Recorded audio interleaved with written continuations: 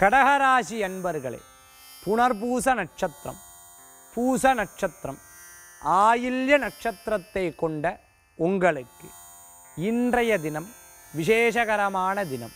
எதிர்பார்த்த செயல்கள் சற்று தாமதத்துடன் நடைபெற்றாலும் வெற்றிகளே உண்டு.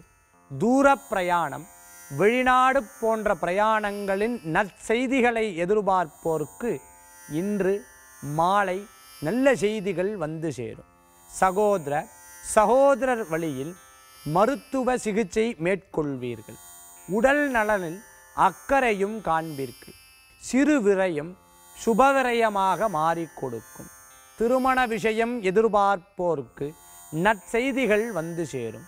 தொழிலில் கூட்டுகளை தவிர்ப்பது இன்றைய தினம் விசேஷ பலன்களை ஏற்படுத்தி கொடுக்கும். பிறரிடத்தில் பணத்தை கொடுப்பதும் பிறரிடத்துக்கு கடனாக கொடுப்பதை தவிர்க்க வேண்டிய நாள்.